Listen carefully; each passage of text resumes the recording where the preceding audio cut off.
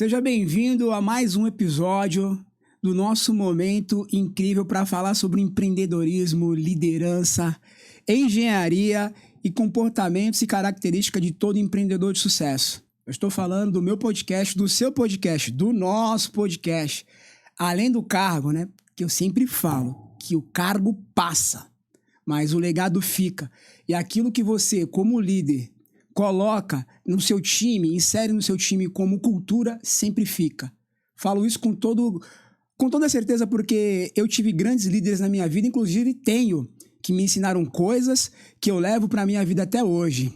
E como você sabe, eu sempre trago pessoas aqui que são relevantes na Baixada Santista, né? E hoje o assunto é sobre engenharia. Deixa eu pensar aqui se eu já trouxe algum engenheiro.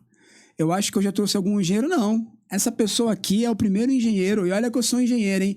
Que vem aqui conversar comigo sobre engenharia, assuntos de engenharia e de empreendedorismo também. Eu vou ler aqui, vou fazer uma breve apresentação dele, porque o cara é uma fera, né, meu irmão?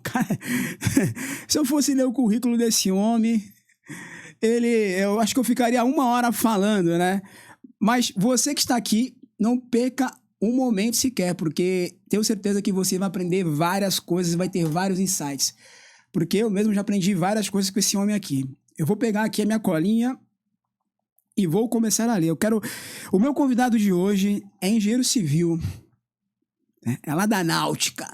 Aí, galera de São Vicente, dá um salve aí!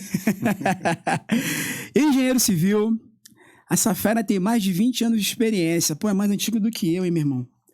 Tem mais de 180 obras concluídas, é casado com a Jandaia, tem uma filha, Mariana. Lara. Isso. É a Lara. A Lara tá com quantos anos? 18. Eu vou chegar lá, hein? A Lara tem mais de 20 anos de experiência, 180 obras, e hoje ele atua como engenheiro civil na área de assistente técnico, perito judicial, na área de engenharia civil. Seja bem-vindo, Nilson Munhoz. A fera braba. E vou falar, hein? Tá se posicionando aí no Instagram.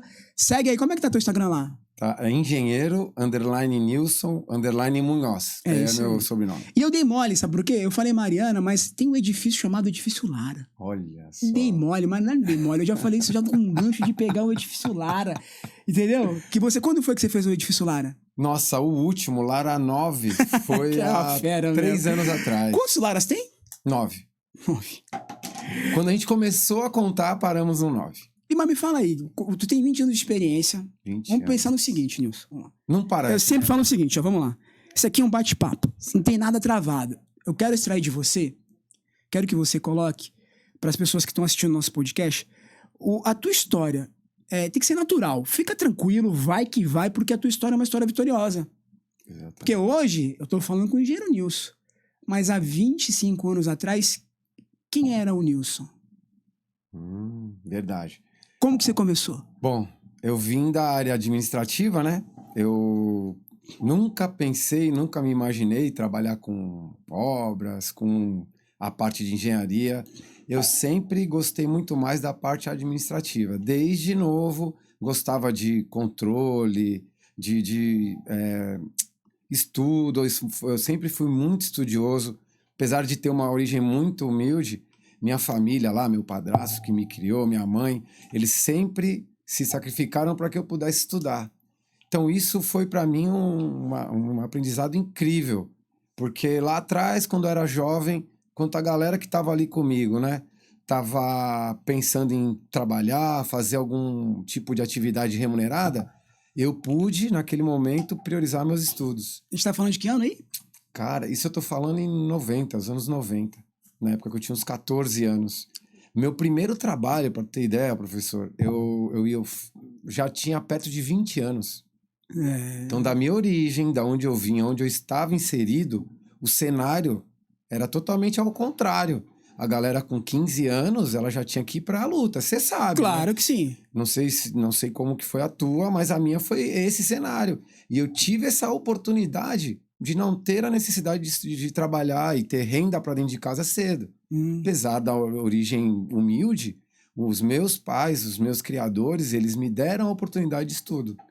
Então eu saí de uma realidade ali que poucos lá da minha época tiveram oportunidade.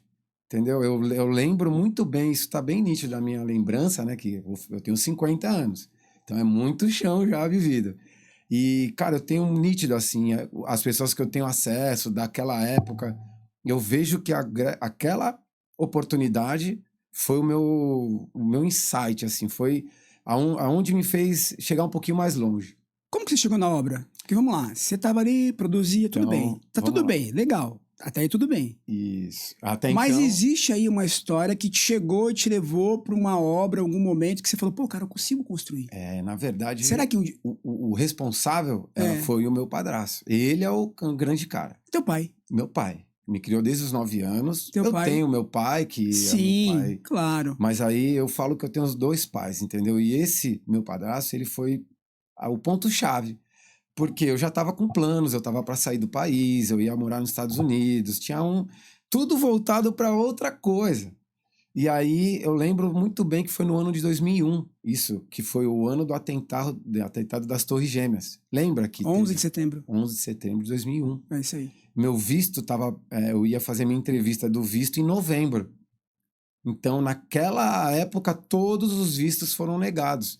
Eu tinha tudo pronto, todo o perfil para ser aprovado, mas por obra divina, né? Eu O agradeço destino pelo de destino. Deus. Meu visto foi negado, eu me vi sem a minha atividade, porque eu coloquei todos os meus esforços e todo o meu A tua energia. toda a minha energia em empreender fora do país. Quando houve a negativa, eu me vi sem nada. Eu saí de uma empresa, eu trabalhava CLT numa grande rede de farmácias aqui da Baixada Santista. Isso eu não sabia, hein? Né? Cheguei no cargo de gerência, já estava fazendo treinamento para como é que fala? Até me esqueci agora o termo, mas é como se fosse um auditor das redes, entendeu? Sim. Então eu ia começar a fazer implantação das lojas, treinamento, não ser gerente de uma unidade. Um cargo de liderança. Um cargo de liderança. Eu gostava muito disso, Sim. tava no meu DNA já. E aí saí da empresa, ia empreender fora do país e tive o visto negado. E aí quando eu retorno, tô lá no meu cantinho, em casa. Qual é o nome do teu padrasto? Marcílio. Marcílio. Mandar um beijão pra ele. Poxa, eu ia falar, mas tu já pegou o gancho, falou, sim, Marcílio. Ele é culpado, responsável pela minha caminhada. E aí ele que falou, na época ele estava tocando algumas obras, inclusive obras emblemáticas aqui em Santos. Conhece o BNH? Onde em frente ao shopping? Sim. Aquela obra quem fez, toda a reforma, todo o revestimento que existe lá hoje, aquele plano de individualização, garagens, foi tudo ele que planejou. É nada. E sem formação, hein? Ele eu costumo dizer porque nessa época era diferente mesmo, era uma galera que desbravava, né? Sim. E ele, cara, eu vivi isso no meu dia a dia, ele, assim, muito técnico, mas empiricamente, ele não tinha formação, não tinha diploma, ele vivia o dia a dia da obra. E ele me fez enxergar um outro prisma, né? Ele falou, ó, eu tava com um capital para investir, ele falou, ó, você vai ser meu sócio, nós vamos começar uma obra com 2 unidades, uma do proprietário do terreno e outra vai ser sua, nossa, né? E só que assim, tu vai ser ajudante na obra. Você não é meu filho, você não é o dono. Você vai ser ajudante dos pedreiros, dos empreiteiros. Por quê?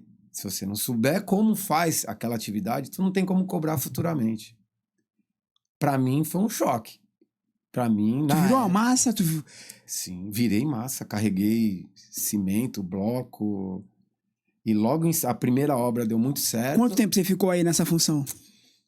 A gente tocou uns 3 anos, eu acho, eu sendo ajudante de que obra. Que incrível, bicho. Certo. E assim, eu era o dono, mas dentro da obra eu não era o dono. Então ele já orientava a equipe, ó. Não é dono não, viu? Não, ele vai fazer o que todo mundo fizer. E se não e era uma peça a menos, e quando eu não fazia, eu já era cobrado. Na verdade, tu era duplamente cobrado, né? Duplamente. E você ficou 3 anos nessa função, e quando foi que você aí passou de ser ali a parte mais operacional e passou a fazer parte da administração? Porque a gente tá construindo aqui uma história. Sim. Para chegar no Nilson de hoje. Certo. Tudo isso faz um sentido. Então, ali já tem uma... Nessa época que a gente tá falando aqui, de 2003. para 4, isso. Já começou a nascer ali uma experiência de administração. Exato. E liderança. Eu trouxe a minha bagagem, né, da empresa privada. A rede que eu trabalhava era uma rede inspirada numa rede tradicional dos Estados Unidos. Então a gente tinha muito parâmetro, tinha muita regra, muito procedimento. Então, dentro essa rede de farmácias, ela me trouxe uma experiência de controle, né? Uma visão, né? Tu conseguiu enxergar ali o todo. Eu enxerguei que, todo empreendedor, né? Todo negócio, ele precisa ter uma cadeia ordinária para ele funcionar. E eu trouxe essa bagagem para a obra, fui lá para o campo, sofri tudo que uma pessoa de obra operacional sofreu, só que com a visão de dono, né, tendo a possibilidade de planejar o resultado. Então, isso para mim foi incrível. Na época eu não gostei, eu não entendia muito bem aquela lição, mas depois isso me ajudou bastante. Até hoje. Até hoje ajuda. Porque eu tenho hoje a capacidade de mudar de lugar e me pôr no lugar da pessoa que vai executar a tarefa. Ô Nilson, o que você falou agora é engraçado, porque quando a gente traz para os dias de hoje, essa juventude, ela não quer se submeter, não vou nem falar essa palavra submeter, passar pela essa fase de aprendizado. Eles não querem. Eles querem chegar já com a resposta, eles não querem, por exemplo, qualquer atividade que a juventude de hoje, desse século de hoje, 21, que ele entenda que de fato não vai agregar para ele, só que ele não entende que de fato vai agregar, eles declinam. É varrer, é limpar. Cara, até hoje eu faço isso na minha empresa. Se eu vejo alguma coisa fora do lugar, eu ponho no lugar. Né? Se eu vejo alguma coisa que realmente não está ali dentro do protocolo da empresa, eu vou lá e falo, eu mesmo corrijo. Né? Essa geração não quer. Tu acha que hoje existe um ajudante de pedreiro que pensa que vai ser o dono de uma obra? Um dono de uma empresa, se tornar um engenheiro? Rodrigo, seguinte, a minha experiência de campo, difícil. Ela fala assim, ó, eu vejo algumas pessoas lá com capacidade, né, de evolução, eu tento trazer isso, eu conto a minha história, todo mundo que trabalha comigo sabe de onde eu vim, tu sabe que a nossa posição de engenheiro é uma posição que gera conflito na obra. Sim. O pessoal não está muito acostumado a ordenamento, a padrão, seguir, né, o que a norma diz. Então, a nossa função, ela se torna um pouco chata, vamos dizer assim. A gente é o cara que, quando entra na obra, os prestadores que não estão preparados, eles torcem o nariz, né? Você sabe do que eu estou dizendo. Sim, claro que sim. Existe uma resistência, porque a gente vem de uma origem, assim, né? De uma cultura que o pedreiro fala, não, eu sei o traço, mas ele não sabe por conta, né, qual é o motivo daquele traço da argamassa, do concreto. E falando de ajudante, eles não sabem o potencial que eles têm. Porque eles estão ali, eles podem permear, eles podem andar em todos os segmentos da obra, e eles têm a chance de acompanhar toda a parte. E lá na minha obra, eu ensino a ler projeto. Muita oportunidade que os caras perdem, né? E o que eu acho dessa nova geração é que eles são imediatistas. Talvez por conta da internet, do celular, do acesso rápido, a pessoa não tem a paciência de, peraí, eu tô aqui agora, deixa o celular desligado, vamos prestar atenção no que está acontecendo no nosso entorno. O que eu enxergo é isso. E eu tento orientar o pessoal, um outro detalhe só, rapidinho, dos profissionais. Os próprios pedreiros, empreiteiros, eles não incentivam os seus filhos, as gerações. A coisa que eu mais escuto é assim... Mas pedreiro ganha tão bem, né? Ganham muito bem. Eu não sei onde esses caras enfiam tanto dinheiro, mais que engenheiro, às vezes. Eu não sei, eu não entendo, meu irmão, vou falar. Eu não entendo onde essa galera coloca tanto dinheiro. E o que eu vejo, assim, eles não incentivam. Sim. Eles não veem orgulho na atividade deles. E aí, eu falo pra eles, cara, o que tu faz tem um valor. Sem dúvida. Pensa nisso, não fica pensando, mas eu gostaria de só ler projeto, eu gostaria de ficar... Não, cara, a tua atividade é importante. Ô, Nilson, no salto de... Quando foi o momento ali que o seu Marcílio saiu do circuito e o Nilson começou a tocar a obra, mas ainda não era engenheiro. Não. Mas já era um bom administrador, já entendia ali das planilhas, das coisas. E os desafios, como foi? E agora? Vou fazer, não vou Outra fazer? vez- Houve ali pra você, por exemplo, aquele momento de indecisão que Lógico. todo empresário tem? Como Olha- é que foi esse momento de indecisão? Porque Então, olha no só. momento você tá com uma pessoa que é teu mentor. De repente você se vê numa posição e fala, e agora? Então, novamente o destino, né? Duas vezes, duplamente. Duplamente. Esse meu padrasto, ele exercia uma função no Porto, e aí ele saiu da Caraca. função, foi empreender, não deu certo, começamos a fazer os projetos em conjunto, isso eu tô falando em 2005, quando foi 2008, mais ou menos, 2009, surge uma grande oportunidade para ele trabalhar numa empresa do Porto como setor privado, ganhando, Super bem para tu ter uma ideia, era É. a faixa de 30 salários mínimos naquela época. naquela época. Libra Terminais 37. Então a gente tá falando hoje de uns 150 pau. Exato. Era uma função. Ele foi conferente de navio. Então, essa Sabe quem foi época- conferente, né? O pai do Joel J. O pai do Joel foi. Não sabia desse detalhe. Trabalhei com ele lá, Então pô. eu já tô no caminho. Já tô... Seu Joelzinho, pô. Trabalhou comigo lá no Santos Brasil, né? Porque eu trabalhei lá, Continua aí. Então, e aí, cara, Aí ele foi pro Porto. a Libra chamou na hora, bem naquele momento de realizamos o empreendimento, pegamos o retorno e agora vamos investir no novo projeto. Nesse momento que eu fazia toda a parte financeira, administrativa, Destino, né, cara? Como é que é o e aí destino? deixava meio que o operacional. Eu saí do operacional, pensamos em escalar, aí ele continuava tomando conta da equipe, eu fazia um pouco menos mais a parte operacional e já estava mais voltado para Já tava na coordenação ali. Aí eu Já vendo, manipulando dinheiro. Já tava ali. Tava. E aí eu me vejo obrigado a voltar para dentro da obra, porque ele foi chamado e falou: filhão, tá vendo tudo isso aqui que é nosso, meu e seu? A partir de agora é só seu, não quero nada, eu vou lá para minha atividade que é muito bem remunerada, e que isso seja a semente que eu pude te dar. Então, todo esse resultado, tudo que tu tem até agora é teu, segue o teu caminho, só que agora tu tem que ir para cima porque eu não vou estar mais presente. Porque a atividade era bem remunerada dele, só que também, esquece, ele não podia ajudar em mais nada.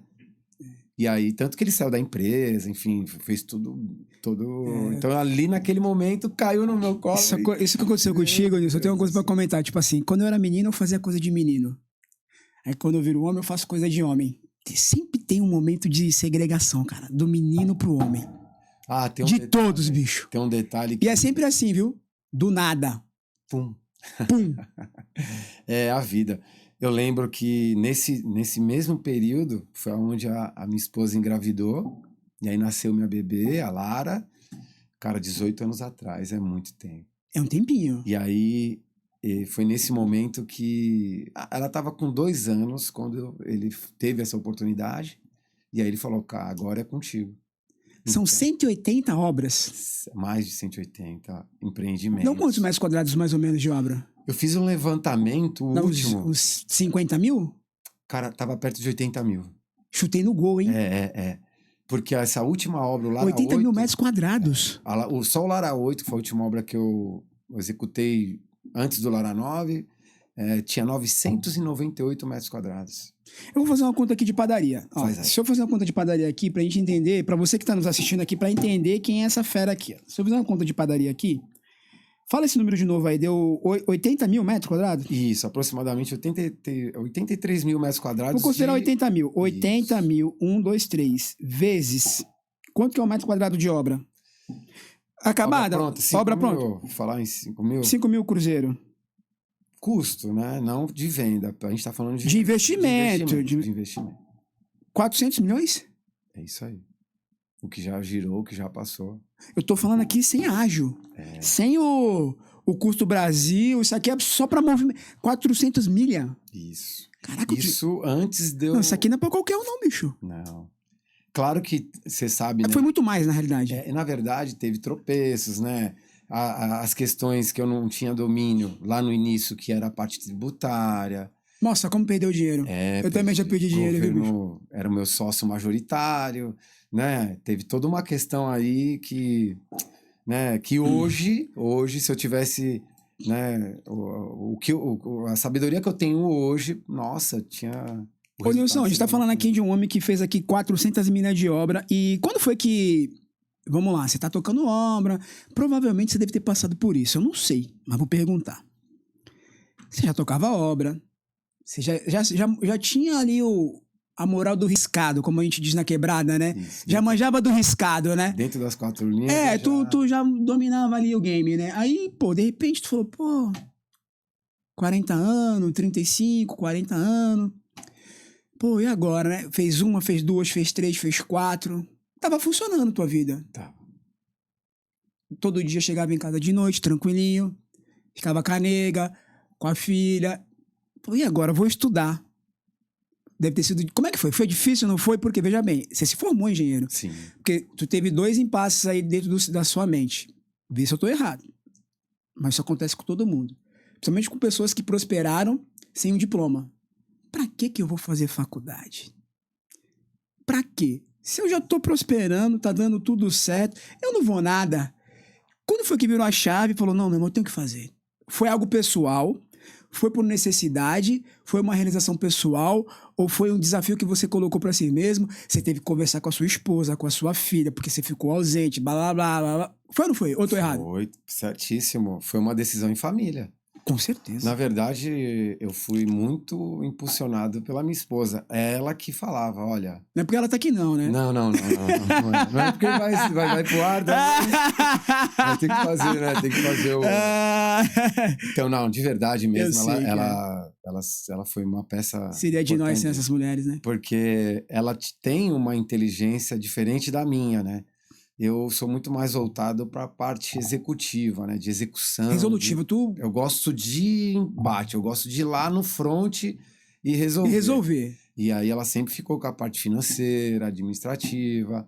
Eu costumo dizer o seguinte, eu saí do administrativo, quando aquela emoção do operacional me picou, cara, não consegui voltar nunca mais. Eu não sei, se tu me perguntar às vezes, pô, quanto tem, como que é, qual o valor, quanto tu gasta de... Não sei. Eu não tenho ideia da minha vida privada, quanto que eu gasto, tudo. Sim. Alguém faz. Não, óbvio. Eu me desliguei totalmente da parte financeira e me dediquei totalmente à parte técnica, operacional, executiva. Esse é o meu forte. É que na verdade, você fez uma transição de carreira.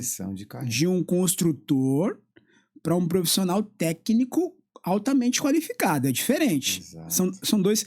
Né? Hoje tu tá no meu mundo. Exato. Né? Hoje tu tá no meu mundo, né? A gente é companheiro de profissão, porque a gente é perito, a gente é assistente técnico. Mas e aí? Mas vamos lá. Você chegou e falou, então, vamos fazer. Teve aí a Jandaia falou assim, pô, não, vai fazer. Sei o quê? Porque tu ficava de noite lá. Pô, ficava de noite, final de semana. Direto, esquece. Engenharia, não é pastelaria não, é direto. Ela sabe, vários eventos de família. Esquece. Eu ia, quando dava o horário, eu saía de Santos, morando bem já aqui, já consolidado. Eu sei, é o que eu tô falando. Eu ia lá pra Cubatão. É muito mais difícil. Isso aí tem uma galera que vai assistir a gente, pode confirmar.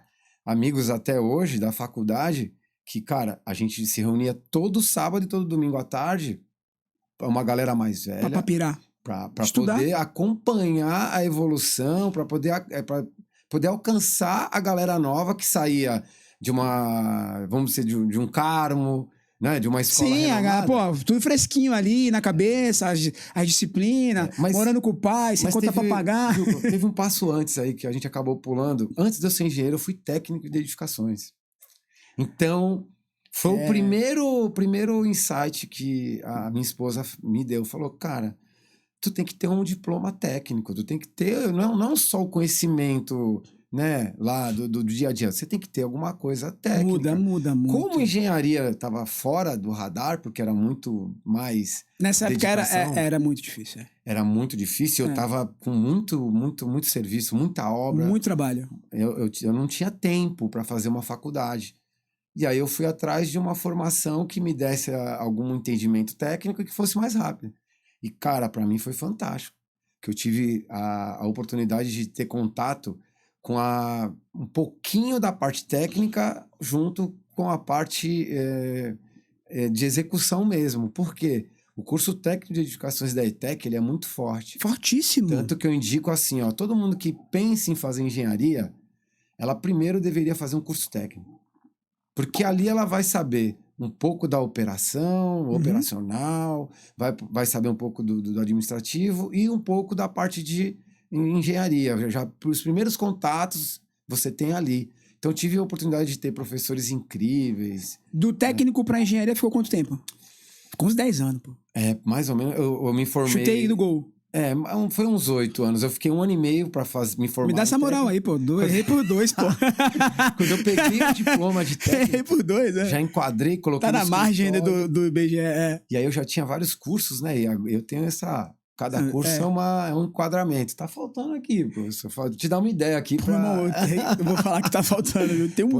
Tem um balde ali, balde não, um negócio aí cheio de coisa. Não depois dá pra... aí em off eu vou te dar um insight. Então, eu via aquele diploma, os cursos que eu tinha feito, tudo que eu tava... E realmente faltava ali um engenharia civil. Faltava. E outra coisa, né? Eu vou falar aqui, que é da nossa profissão. Hoje eu posso falar com propriedade. Eu tive o desprazer de encontrar muita gente incapacitada. Você fala já formado. Com diploma. Cuidado pra gente não ser cancelado. Eu sou da paz, irmão. Você que me assiste, eu sou de boa. Eu não vou falar... Não vamos falar dos engenheiros que não sabem fazer regra de 3. Deixa os caras quietinhos no Uber. Engenheiro Uber. Deixa os caras lá, A primeira vez que eu escutei foi você no seu podcast falando engenheiro Uber. Não, eu tô mentindo, não é verdade? E eu sou prova viva, convivi com esses caras e eu tinha que pegar a assinatura do cara numa obra minha e lá dentro... Ele escrevia assim, ó. Assim, a assinatura dele, Jandaia. Meu Deus do céu. E aí... porque tu trabalhou com muito engenheiro. Isso foi que eu era a parte mais beneficiada do empreendimento. Sim. Eu tinha um resultado maior, pagava uma mixaria que eu falava como esses caras se submetem a trabalhar por tão pouco. Pouco. E, em contrapartida, eu olhava e falava, mas o que ele está fazendo para mim? Qual é a parte dele que deveria estar sendo feita? Ele deveria estar preocupado.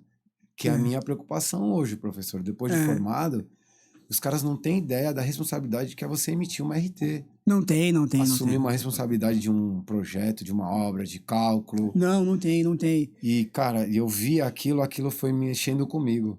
Falei, não é possível. Aquele ali, porque você tinha obra, aí você contratava o profissional, aí chegava pra conversar contigo, o profissional não sabia se apresentar, aí você que tá fazendo faculdade de engenharia ou qualquer uma outra, viu? Não sabe se apresentar, não sabe se comunicar, não sabe se vestir, não sabe se comportar diante de um empresário. Sabe, eu vou te dar um dado aqui. A maioria dos empresários na construção civil não são engenheiros. E agora? Né? Como pode? Como é que pode? Porque, na realidade, na faculdade de engenharia, agora eu falo como professor universitário, né? Porque quando você me conheceu lá, você falou, pô, professor, porque eu cheguei lá como... Engenheiro calculista. Te mandei uma proposta, mas é o dobro. Eu falei, mas é o preço, acabou, e viramos, conectamos. Mas acontece, os engenheiros, a faculdade hoje prepara, nem sei se está preparando tudo isso, mas o aluno, não é nem para resolver problema, mas para assinalar X e não X e cumprir ali um processo metódico de um cálculo, alguma coisa que às vezes nem é tão complexo. Mas quando é para esse aluno pensar, eu não vou nem falar essas fases de coach, sabe, Nilson? Fora da caixa. Pensar de forma resolutiva, essa pessoa não consegue. Porque ela não foi treinada para isso. Ela não teve a oportunidade que a gente teve, né? E não é nem incompetência, eu não entro nesse ponto. Não. Porque eu acredito que todo mundo tem o seu valor, é uma questão de oportunidade, entendeu? E o aluno pode se formar em qualquer faculdade. Porque depois ele vai fazer uma pós, ele vai conhecer uma pessoa, ele vai conectar, ele vai aprender com um mentor, ele vai buscar informação. Porque a capacidade cognitiva da pessoa, de fato, umas tem mais que a outra, mas todos têm. Entendeu? De resolver, a capacidade do IVP, que é o índice de viração, todo mundo consegue treinar. Então, esse aluno hoje, o fato de ele não ser cobrado de forma mais incisiva, você alarga esse espaçamento dentro do cérebro dele de tomada de decisão. Então, quando ele se depara com um empresário de grande valor, de grande sucesso, ele é engolido. Exatamente. Engolido de uma forma que não sobra nada. Eu ia implementar um item aí nessa tua exposição. Falta também aquela questão comercial. O engenheiro, ele precisa saber que ele também é um empresário. Ele precisa entender que ele é a empresa. O CREA dele é a empresa dele. Ele tem que defender. E ele precisa estar se aprimorando. Por isso que eu falo, se alguém me pedisse algum conselho, a gente não fala conselho, mas se alguém me pedisse uma orientação, eu ia falar, você quer ser engenheiro de verdade? Vai para uma obra, faz um curso técnico primeiro, tenha contato com a área que você quer, né? Tenha foco, porque às vezes a pessoa, o engenheiro, né? Você sabe, a nossa atividade ela é bem quista em vários segmentos. Engenheiro de produção, engenheiro mecânico, engenheiro elétrico, hidráulico, de incêndio, estrutural, incontáveis áreas de engenharia. E aí, a gente lá dentro, a gente tem os primeiros ciclos que eles são globais, né? Comum às engenharias. Isso. E depois lá na faculdade a gente vai escolher, né, qual a área que eu vou querer atuar. Eu acho que falta ali, nesse momento, alguém dá um parâmetro para esse aluno, ó, cara, vamos fazer o seguinte, faz um teste aí, vamos fazer tem um nome agora bonito para isso, qual? Como é teste vocacional, você fala? Isso. Teste vocacional. Deveria ter na faculdade de engenharia, assim, ó, cara, como que tu vai saber se tu vai para a área de civil? Um teste de aptidão, né? Vai lá e vamos fazer um teste para saber, de repente tu se dá melhor em outra área, dentro da engenharia. Não tem. Por exemplo, eu vou contar a minha história. Eu fui fazer estágio em Bertioga como engenheiro de obra. Eu não consegui. E ali, naquele momento, eu falei, cara, não sei pra ser engenheiro, porque eu ficava ali na obra agoniado. Porque eu tinha que ficar resolvendo BO o dia inteiro, de ajudante que brigou com o outro por causa de vassoura, sabe? Não tinha nada técnico, nada glamouroso. Nada glamouroso. Aí o concreto que eu tinha que calcular, não sei o quê, e o fulano que não recebeu, aí eu tinha que falar com o dono da empresa. Quando eu me vi, eu chegava às 6:30 da manhã na obra e saía de lá às 7:30 da noite. Eu falei, opa, isso não é pra mim não. Se engenheiro é isso. Foi aí quando chegou o engenheiro lá, o calculista, de sapatinho, bico fino. Lisinho, preto, sem um barro, nada, Nilson. Aí eu falei, o que tu faz? Ele, eu calculo. Eu falei, nada. Como é que é isso aí? E isso eu era estagiário ali, eu tava começando na faculdade. Eu não tinha uma noção. O cara com carro legal e tal. Eu falei, pô, maneiro isso aí, meu irmão. Ele, aqui, pá, tem que estudar, porque na nossa profissão, não existe uma coalizão de verdade ali, né? Ninguém passa o bizu, a não ser que seja um cara muito evoluído. Eu vou até me enquadrar nisso, porque eu sou evoluído. Porque, quando eu te conheci lá, tu perguntava as coisas pra mim, professor, não sei o que lá, tanto que a gente conectou. Sim. Eu era um cara que sempre te incentivei. Sempre. Pô, meu irmão, tá fazendo? Uma coisa que eu lembro... Eu sempre... Você colocava a parte operacional lá, a parte que estava na operação da obra, tu não vinha com o projeto pronto, dobradinho, e falava, tá aí. Tu abriu o projeto, Nilson, o que você acha? Como que a gente vai resolver esse item aqui? O que você acha? Aí a gente batia um papo, aí tu... Não, bacana, mas vamos fazer do jeito que você falou, mas vamos melhorar isso aqui, ó. Lembro tudo. Eu tenho muita lembrança dessas conversas. Dessas conversas, que pra mim, aquilo também me incentivou bastante, que naquela época eu não era engenheiro. Não, tu não era, só tô te falando. Não era engenheiro. Eu falava, caramba, que legal. O meu conhecimento de obra... pode agregar... Mas com certeza. A parte de cálculo... De tudo. Porque a junção da parte teórica com a parte prática é a igualdade da obra. É o resultado de um bom trabalho. Exato. De um bom trabalho. E a gente que é engenheiro, eu sempre falo que o jogo mudou muito. Eu tô formado há 15 anos, Nilson. 15. Eu sou recém-formado. Tô formado há 15. Mas eu não tenho a tua experiência de obra. Obra... São coisas de... Entendeu? Tipo... Eu sou o cara mais do papel. Adoro um papel. Sempre. Adoro uma caneta. Quem trabalha comigo, eu adoro explicar, adoro isso.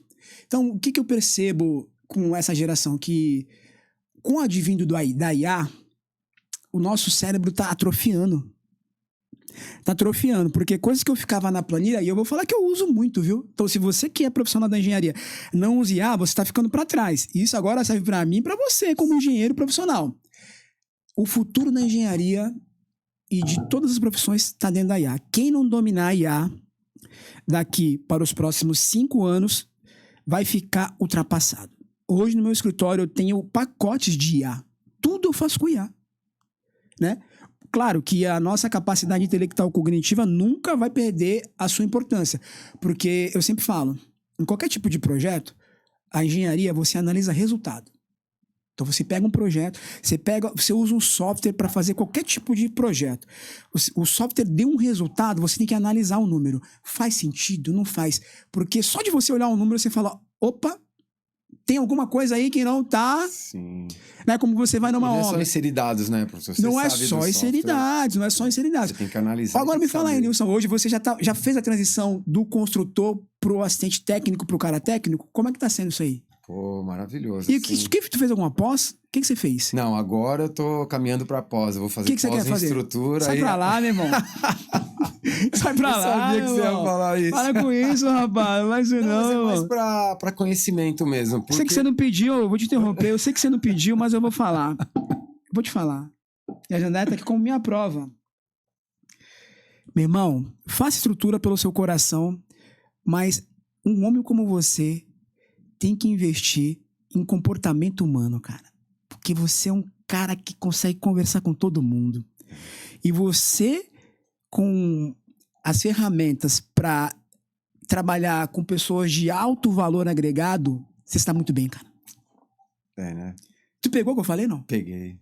Tu pegou, Jandaia? Então essa energia que eu ia... Tu pegou? É. Porque aqui em cima o jogo muda.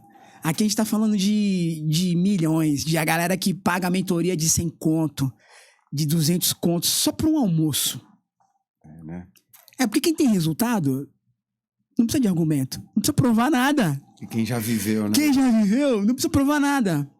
Você não precisa falar, usar frase de impacto. Exato. Você não precisa nada. O que você já fez, já fez. É, O que muito coach queria hoje era o teu resultado. Pra ter ali, né? O que eu fiz? Como que eu posso provar o que eu tô falando? É, isso tem... Legal, professor. Faz os dois. Vou pensar. Faz nisso os aí. dois. É. Legal. Inclusive, eu recebi um convite Explodir tua cabeça agora, né? Explodiu. Explodir a cabeça. Explodiu. Hoje eu recebi um convite de uma pessoa indicada por você. Recebeu? Recebi. É. E aí eu fiquei... Eu vou te apresentar essa pessoa. Bora, vamos ver, né? Quem É um sabe? treinamento de alta performance.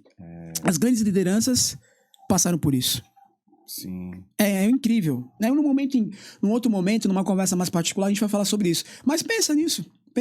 Mas me fala aí, você vai fazer uma pós agora como objetivo de estruturas, Isso. em concreto. Patologias também, você quer fazer? Patologias, isso, exatamente. Porque é outra coisa que, quando eu recebo lá, eu faço obras, então eu tô na parte de assessoria técnica, então o cliente me contrata, eu vou lá, faço toda a parte, né, de cálculo, eu faço todo o levantamento, tudo pro cliente, e aí tem os agregados que a gente chama, então são os projetos auxiliares, elétrico, hidráulica, estrutura, né, e aí quando eu vou olhar o projeto estrutural, eu sempre analiso, vejo lá se não tem nenhum índice que o cara... Alguma incoerência, alguma incongruência. A gente chama aquele fator de segurança, quando Sim. ele eleva demais, e aí eu sento, tento discutir, quero entender por que ele tá vendo um risco ali, ele fez ali Sim. uma implementação de material mais robusto, que vai gerar mais gasto na obra, e aí eu procuro entender.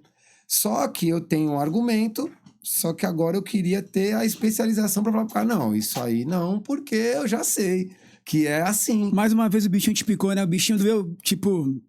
Igual foi com a parte técnica. Com a parte do diploma também, Com né? a parte da engenharia. E agora tá sendo com a especialização. E eu não quero parar por aí, né? Não, a gente não vai parar. Você não vai parar. Eu só não vou seguir o teu caminho. Eu não penso em dar aula. Mas eu penso em, sei lá, futuramente poder... Mas tu sabe que a aula...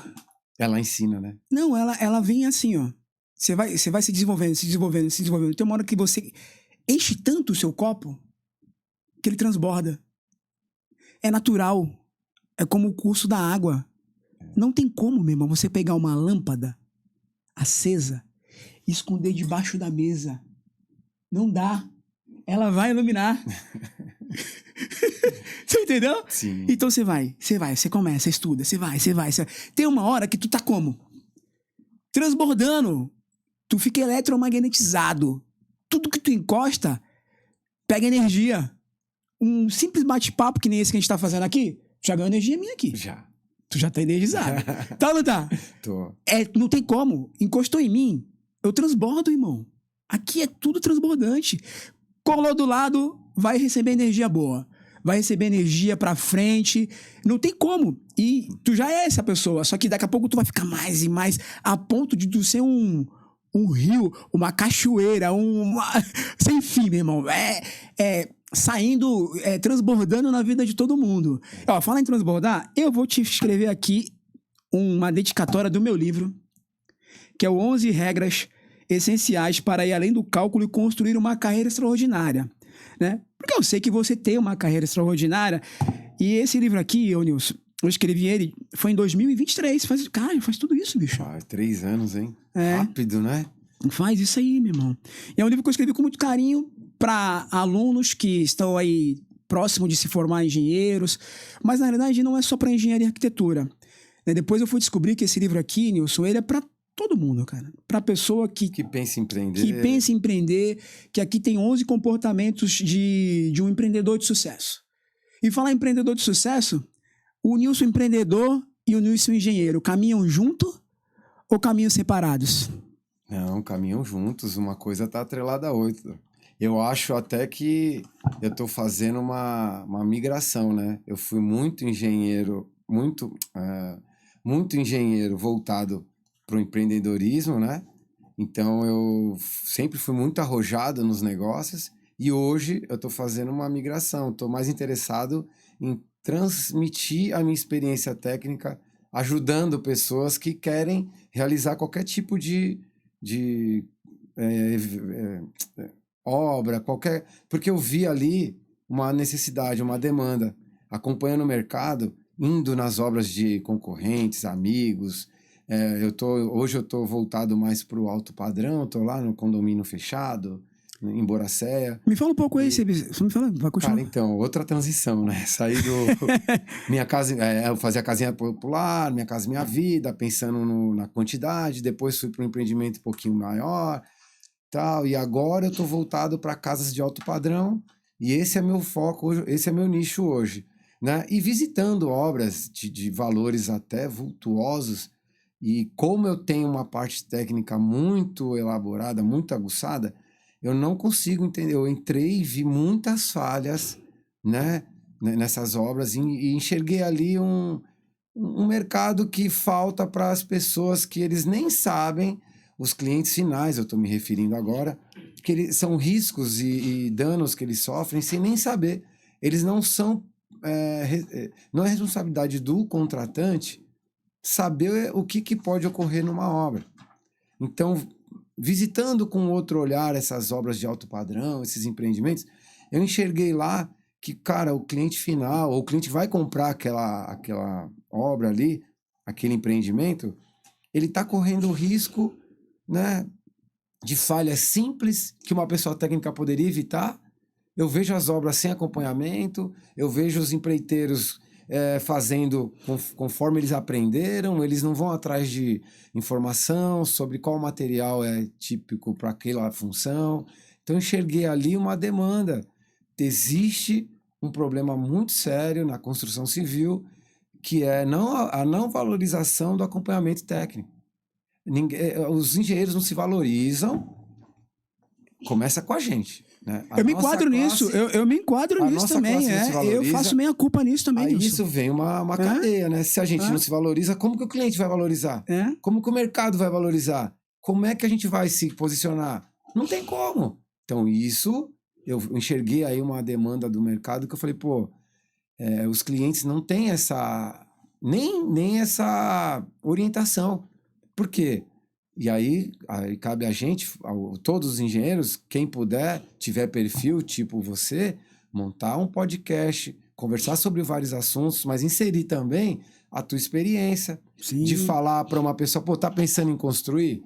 Primeiro passo, procura um arquiteto para fazer um projeto bacana. Depois, pega um engenheiro, não para fazer a RT e aprovar tua obra, tua planta baixa.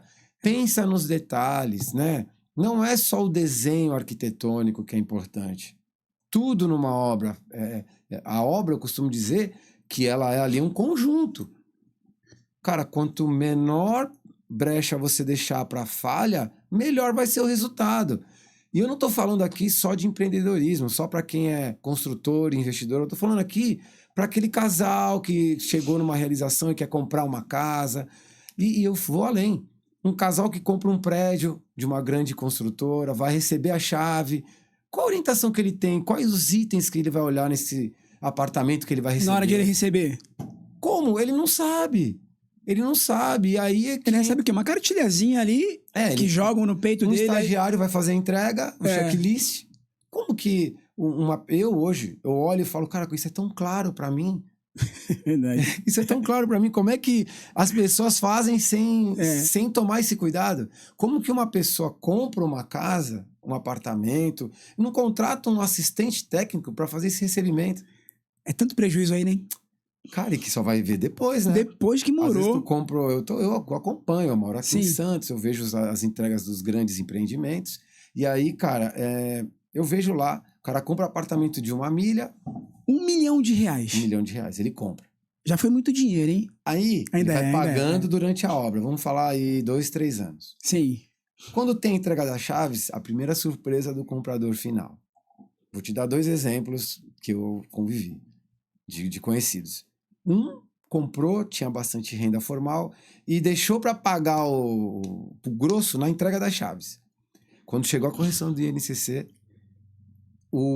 ele comprou na planta por R$700 mil. E ficou pagando parcela reduzidinha ali. Parcela mínima. Reduzida, Não deu nem 30%, nem 20% do valor total. Quando ele recebeu as chaves, o INCC chegou o mesmo valor que ele tinha assinado a proposta inicial. Ou seja, tudo que ele pagou, ele perdeu. Tudo que ele pagou, teoricamente, ele perdeu. Aí, claro, o que ele recebe de alento? Não, mas valorizou. Tá bom, valorizou, mas... Como que eu... Ninguém me avisou que tinha correção do INCC. Ah, mas tá ali, ó, no contrato. Tá no contrato. Então, se ele procurasse a correçãozinha do mercado. Uma pessoa técnica do mercado, alguém que desse essa orientação, ele já se preparar para esse momento. E, de fato, é fazer uma conta para ver se vale a pena. Exato, porque, vamos falar, ficar 3 anos esperando uma obra. Se tu tivesse aplicado esse dinheiro, se tu esperasse ali... Era melhor. Eu entendi o que tu falou. Não, calma aí, vamos voltar nessa conversa, porque isso aqui a gente tá conversando sobre códigos. Isso aqui nem todo mundo entende. Eu peguei. Eu peguei. Mas o óbvio precisa ser dito. Precisa ser dito. Você tá falando de uma pessoa que tá fazendo um sonho. O cara comprou um imóvel. Tá pagando uma parcelinha reduzida. Cara, isso é muito perigoso, cara. Porque na hora de ele receber a chave, ele pode tomar uma caída de um cavalo de não conseguir pagar e ter que vender. Exato. Quantas vezes a gente vê aí no mercado a oportunidade que a construtora retoma o imóvel e revende por um valor menor. E tudo que a família pagou ali... Então, e eu tenho conhecimento, cara, assim, de muitas áreas, né? Que eu vim da administração, vim lá depois da área executiva, e depois de controlar o empreendimento, depois do estudo técnico. E hoje eu tenho um conjunto que eu posso auxiliar uma pessoa dessa antes dele se comprometer dessa forma. Eu vou te dar um outro exemplo. O cara comprou à vista e pagou à vista. Louco, cara. Aí ele achava que quando eu recebesse a chave ia pagar uma correçãozinha. Cara, o INCC agora tá pior do que estava antes. Então o cara não faz conta. Porque o INCC é o Índice Nacional da Construção Civil. Sim. Nunca houve um reajuste, nunca esteve tão alta a taxa como está agora. Então uma galera... E eu tô falando de cliente final. Aí vamos um outro ângulo. Investidor. Cara que compra um apartamento, lançamento na planta... Faz um aporte bom ali, Investidor. Num preço menor e vai vender depois de pronto, ou na entrega das chaves. E aí o que ele se depara? como que ele vai ter lucro? Se ele nem pensou que a construtora vai ter unidade ali à venda ainda. Ele tem essa correção de INCC que ele tem que pagar, porque a entrega das chaves. O preço do imóvel também faz assim, né? Ó. Faz. Aí fica esses negócios aí, né? É feio. Então, Um imóvel que vale 500 vendido por 1 milhão, por 800 mil. Santos tem essa característica, né, cara? Assim, Eu vou falar, difícil, tá, hein? porque eu vou apanhar em casa, porque minha esposa trabalha. Eu sei, obrigado. Ela trabalha com a parte. Mas é o que eu falo pra ela: tu já tá em outro segmento, né? É. Ela faz a orientação para imóvel pronto. Já tá pronto. Se alguém me perguntasse hoje, Nilson, o que você acha? Cara, hoje Eu vou fazer essa pergunta aqui, vamos. Você como um cara técnico da área, com experiência, com formação, com toda essa bagagem, vale a pena você comprar um imóvel na planta hoje ou esperar terminar e comprar esse dinheiro que você, teoricamente, ia colocar na planta, investir no dia lá e tu, pô? Então, aí é perfil. Eu vou estudar o que é Tem que fazer uma estratégia, tem que fazer. O que é teu sonho? O que tu quer? Qual é a tua ideia? Porque é a partir daí que a gente traça um caminho, né? Tem pessoas que têm perfil de empreendedor, tem pessoas que quer que o dinheiro valorize, tem pessoa que não, ela quer aquele lugar por conta da família. Então, tem vários aspectos que na hora da orientação a gente tem que estudar.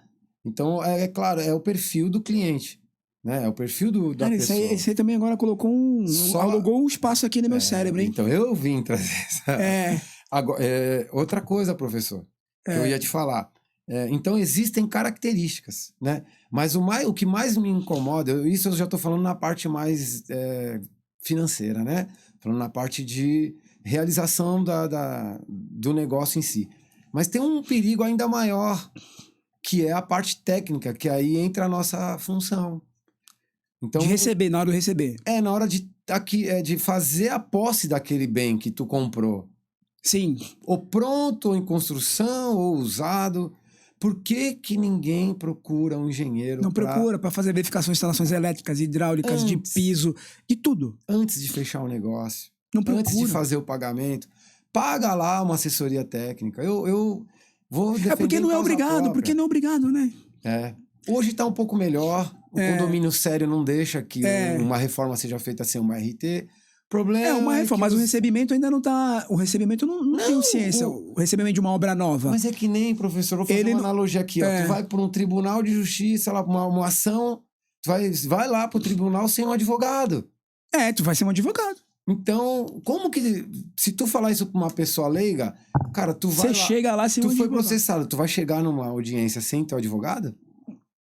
Não. Mas como é que tu compra um imóvel e tu não contrata um engenheiro? Os proprietários de imóveis recebem imóveis sem contratar engenheiro. Como que pode? Então, e quando eu faço essa analogia para um cliente meu, ele fala, meu Deus do céu, Nilson, mas é tão claro, como que ninguém... É óbvio. Então essa é a ideia. Futuramente, não sei qual forma que eu quero transmitir isso. Mas isso é uma coisa minha, que eu quero trabalhar forte no mercado, de abrir a mente das pessoas. Não façam nenhum tipo de empreendimento, investimento relacionado à obra sem um assistente técnico. Essa demanda, ela existe muito. Muito. O fato é que ela não é divulgada. E as pessoas não têm conhecimento. As pessoas não têm conhecimento. E aí a gente também tem que fazer meia-culpa. Tem que fazer meia-culpa. Porque como é que a pessoa vai saber se a gente não fala? Exatamente. Aí se você entrar na minha rede social, eu tô lá falando todo dia sobre projeto de incêndio. Então, entendeu? Mas como é que a pessoa vai saber? Né? É verdade. Mas primeiro passo, professor, é a nossa categoria, a nossa classe se valorizar. Como é que tu pode ter posicionamento se a nossa classe não se defende? A gente não tem uma cultura assim. Eu vejo, eu tô no mercado, eu vejo como é que funciona. Então, a nossa classe precisa se valorizar, né? A gente precisa se posicionar. Nilson, é uma história que é sem fim, né, cara? Porque não é só a área da engenharia, né? Mas sabe como que isso muda? Quando a mudança, ela partir do profissional. Eu vou mudar em mim, a minha conduta, você muda a sua, aí o engenheiro Joãozinho vai mudando, e a gente forma aí uma conduta profissional de uma engenharia responsável. De uma engenharia responsável, né? Cada um sabe aí as suas limitações e sabe aí as suas características, porque isso evitaria de você pegar aí na internet pessoas vendendo RT. RT não se vende. Colocando serviços a R$400. Meu Deus do céu. É que eu falo, eu não julgo, né? Porque eu sempre... tem uma palavra que tá na Bíblia que é assim, ó, antes de você apontar o dedo pro seu companheiro ali, né? E falar do cisco no olho, verifique a trave que tá no seu. Então, né, eu olho, eu falo, cara, não é assim. Se eu tiver oportunidade, eu vou falar. Mas a gente tem como liderança, toda vez que a gente tiver oportunidade de aconselhar um jovem profissional, nós temos o dever de fazer. Porque quando você tem a oportunidade de fazer o bem e não faz, você já fez o mal. Porque quem só pode fazer o bem, só pode fazer o bem. Ponto. Então a gente tem que receber essa responsabilidade. Porque parte não vou dizer o destino, né? Mas do futuro, do encaminhamento da engenharia de responsabilidade, agora tá na nossa mão, pô. Se a gente não fizer, quem vai fazer? E tem uma outra coisa, né, professor, que eu costumo dizer. Várias profissões, você tocou no assunto da IA, várias profissões, elas estão fadadas a acabar. Várias, incontáveis. Agora, eu ainda acredito que a engenharia, o direito, não tem como. A medicina... Esquece. Ela vai precisar da gente. Vai. Por mais que tu tenha uma IA, que tu tenha um programa, precisa do conhecimento técnico. Não tem como. Entendeu? Então, por mais que a IA monte uma peça pro direito, né? Se o cara não for verificar... A gente tem casos, né? Eu tô acompanhando... o GPT ajuda bastante advogado. Advogado colocando lá uma defesa... Não muda nem o nome do... E coloca uma jurisprudência que a IA montou lá e não existe. E ele nem leu. E aí tem já no Ministério Público um advogado respondendo por conta disso, entendeu? Olha. E aí tem também na nossa área. Tipo, o cara faz um cálculo, põe lá... Eu ainda não peguei. Eu pego, às vezes, alguns laudos assim, que assim, eu percebo... Na hora que o texto é de IA, é notório. Que ele não... Se ele não mostrar ali nenhuma parte... humanizada, não, é difícil. É difícil você não reconhecer algo que é de IA. Outra, né? A gente sabe, né, professor, que a gente tá lá na área. Mesmo um laudo técnico, ele precisa... daquela situação. Não tem como você emitir um laudo técnico genérico. Não, tem que ser específico. Porque existe uma especificidade para cada serviço. Então, e tu só tem isso se tu for lá, se tu ver a situação, se tu souber o que tá acontecendo. O contexto, toda a história. Não dá pra fazer... Não tem como. A nossa profissão... Não é pastel, não é colocar na chapa, eu falo lá no escritório, isso aí não é isso aqui não é um restaurante não, viu? Sem tu ir lá fazer a visita técnica e não tem como. Wilson, passa rápido, não passa? Caraca. Deu esse sinalzinho aqui já acabou? 1 hora. Meu não, Deus, a gente continua aqui. Eu, inclusive... eu te falei que ia passar rápido, não te falei pra tu? Eu não senti. Eu não falei? Que é muito novo isso pra mim. A gente falou tanta coisa, cara. Mas a gente vai encerrar, mas a gente vai deixar marcado aqui o próximo. Bora. Entendeu? Bora, a gente tem que fazer porque isso aqui, é um momento nosso. Né? Vou até falar, ô Joel Jota, me convida aí. Ô Pablo Marçal, me convida aí. Não vai convidar, eu sei que não vai, mas nós se convida, nós faz aqui, porque nós estamos aqui, nós também é vivo. Eu tô vivo, viu? Não é? Chegamos aqui, até agora Jesus nos sustentou, né? Exato. Não é verdade? Eu sempre falo, meu irmão, por que eu fiz esse podcast, Nilson? Porque eu preciso dar voz pra mim, pra você e pros empreendedores que estão aqui segurando o refrão do país, pô. Não existe só o apartamento de alto padrão, existe aqui o de médio, existe o povo brasileiro se movimentando, cara, pra fazer as coisas acontecerem. E agora a gente aqui é o povo, cara, é o povo brasileiro. Porque quantas pessoas... Vou encerrar. Quantas pessoas querem se inspirar numa história como a sua, como a minha? Poxa... Não é verdade? Que começou lá atrás, que tem uma história, que foi ajudante. Porque eu não cheguei hoje, gatão, do jeito que eu tô aqui, falar em gatão, amor da minha vida, Thalita. Um beijo, acho que eu vou deixar de falar pra minha mulher, sendo que eu sou tu que, aprendeu a viver. Eu aprendi a viver também, pô. Nega, um beijo, vamos fazer mais um filho, hein? Quero o terceiro, viu? Só antes de encerrar, professor, tinha aí Ah, Um presentinho que eu trouxe, né? Tinha que ter dado no início, mas eu achei Não. mais legal dar agora. Obrigado! A Eu vou te... Pô, meu irmão, uma caneta? Uma caneta, professor. Caraca, obrigado, viu, Nilson? Obrigado pela engenheiro Nilson Munhoz. Obrigado pela essa caneta. Vou até assinar aqui o livro que eu vou te dar, porque todo convidado meu sai com o meu livro. Beleza. Vou assinar aqui. Eu tô aguardando o segundo, hein? O segundo vai ser legal. Aqui nesse livro, eu tô te dando com muito carinho. Espero que você leia. É um livro bem dinâmico, com muitas atividades. E eu coloquei aqui uma dedicatória e falei para você se atentar à regra 3. Certo. A regra 3, ela fala sobre planejamento de carreira e traçando um mapa de sucesso. Que é o seu momento de vida. Tu abriu minha mente, agora tu Então você vai planejar a sua carreira. Você está fazendo uma transição para a parte técnica. Exatamente. Você já teve a visão. Então agora, você já colocou no papel? Já. É isso aí. Colocou no papel, desenvolve Com e meta, lembra, com meta, e lembra no seguinte: os planos vêm do homem, mas a vitória vem de Deus. Sem ele não tem. Irmão, não tem aqui, sentido. ó. Eu te agradeço Obrigado, professor. de coração por ter vindo aqui no meu podcast. Caramba, maravilhoso. Passou Foi muito incrível, rápido. passou rápido. E para terminar, eu vou pedir para você fazer ali, naquela câmera, e deixar um recado para quem deseja empreender, aquele cara que tem um perfil parecido com o teu, o cara que já conquistou muita coisa na vida, é construtor e não tem um diploma, porque às vezes ele acha que o diploma não é importante. E fala assim, meu irmão, dá aquele recado, o papo reto. Papo reto sem rodeios. Ali. Cara, todo mundo que tá pensando em empreender tem que estar disposto a sacrifício, entendeu? E procure se especializar, cara. Vai buscar conhecimento. Não faça as coisas por aventura ou porque você viu, você ouviu, não. Vai atrás do conhecimento, da formação, vai atrás de informação, dedique um tempo. Todo mundo que tem uma grana, dedica um tempo para guardar, para reservar, mas é importante para o empreendedor ele ter uma base, ele precisa estudar. Então, se eu pudesse dar um toque assim para a galera que pensa em empreender, estude, vai atrás de conhecimento, porque a gente pode fazer um negócio bom, um negócio ruim, o dinheiro entra, o dinheiro sai. Só que uma coisa que ninguém tira de você é o conhecimento. A partir do momento que tu tem o conhecimento, esquece. Isso é teu, ninguém nunca mais tira. Tá bom? Isso aí, Nilson.